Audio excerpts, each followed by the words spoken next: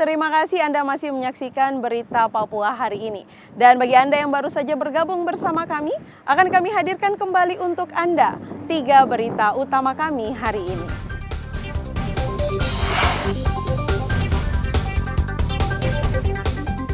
Buronan bentrokan maut di diskotik Double O Sorong ditangkap polisi.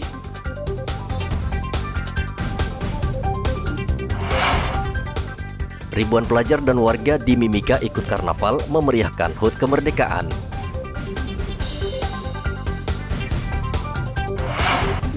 ...393 jemaah haji asal Papua kembali ke tanah air.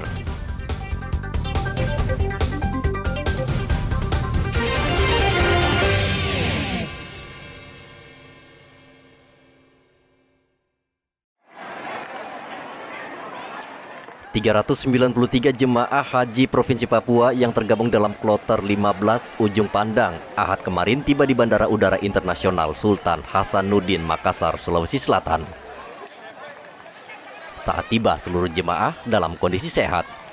Asisten 2 Setda Provinsi Papua Muhammad Musaad menyambut kedatangan ratusan jemaah tersebut dengan pembagian paspor, penyerahan koper, dan air zam-zam kepada para jemaah serta kitab suci Al-Quran. Kepala Bidang Haji dan Bimas Islam Musa Narwawan berharap seluruh jemaah menjadi haji yang mabrur dan menjadi contoh umat Islam yang baik di daerah asalnya. Sementara proses antigen ini saya pikir ini hal yang terkait untuk mengatasi hal-hal yang tidak kita inginkan dan jemaah itu tetap menjadi sehat untuk kembali bertemu dengan keluarga.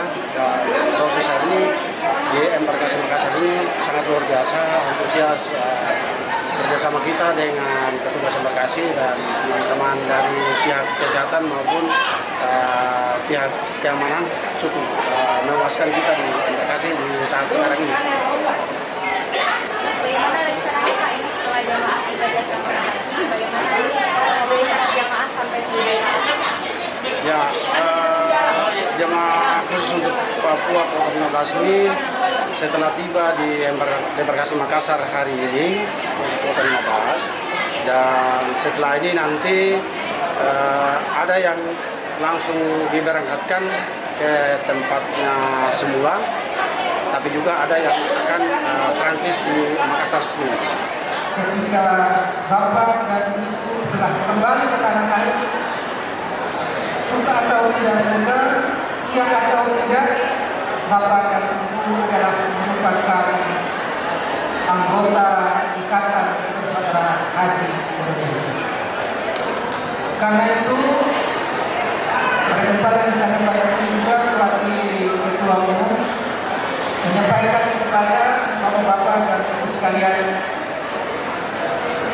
karena yang punya jamaah itu adalah kabupaten kota. PPRI provinsi itu tidak punya jamaah. Yang punya jamaah itu adalah kabupaten kota.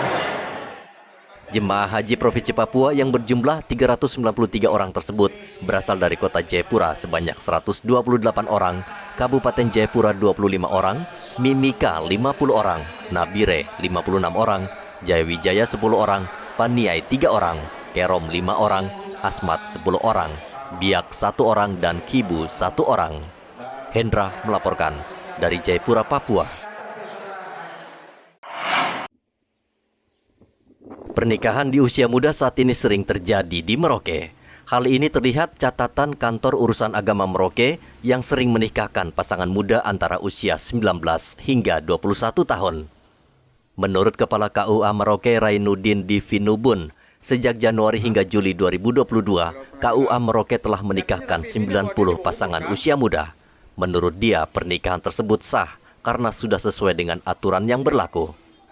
Sebenarnya bukan di bawah umur lagi ini sudah sesuai dengan undang-undang, itu sudah masuk, tapi ada juga di bawah 22 tahun sampai 19 tahun. Itu bulan Januari itu ada 4 orang, bulan Februari ada 11 orang, bulan Maret 7 orang, bulan April 3 orang, bulan Juni, Maret, April, Mei itu 21, dan bulan Juni 5 orang. paling banyak itulah bulan Juli ada 39 orang. Total semuanya berapa? Total yang antara umur 21 sampai 19 tahun itu total untuk KUA Merauke dari bulan Januari sampai Juli itu ada 90 orang. Itu sedangkan yang tadi yang Januari sampai bulan Juli untuk KUA Merauke yang kurang dari 19 tahun yang kita buatkan penolakan melalui sidang. Undang-Undang Nomor 16 Tahun 2021 mensyaratkan batas usia minimal 19 tahun untuk menikah.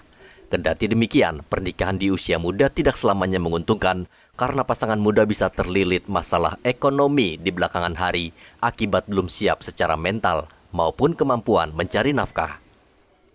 Dinas Pemberdayaan Perempuan Perlindungan Anak, Pengendalian Penduduk dan Keluarga Berencana mencatat, setiap tahun pernikahan di usia muda di Merauke terus meningkat. Tahun lalu tercatat 200 pasangan menikah di usia muda. Penyebabnya antara lain keluarga ingin lepas dari tanggung jawab ekonomi hingga pasangan hamil di luar nikah. Muhammad Ridwan melaporkan dari Merauke, Papua.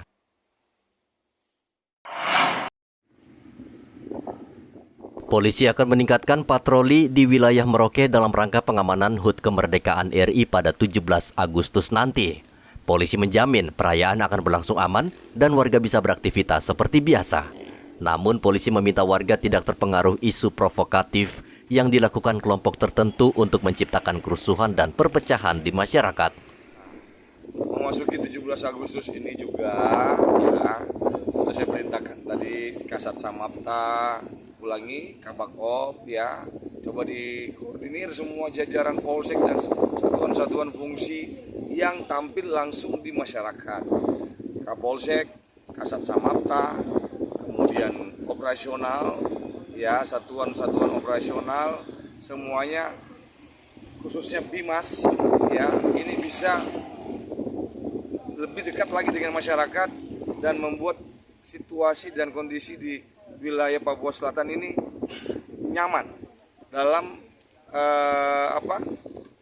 memasuki 17 Agustus nantinya ya. Jadi kesiapan Polri itu pasti ada. Ya pasti ada. Ya namanya kegiatan kemerdekaan kayak begini pasti masyarakat euforianya pasti ada ya. Itu kita wajib amankan bersama jajaran TNI. Pengamanan HUT Kemerdekaan RI akan dilakukan secara ketat sejak 16 Agustus dan berlangsungnya detik-detik proklamasi pada 17 Agustus.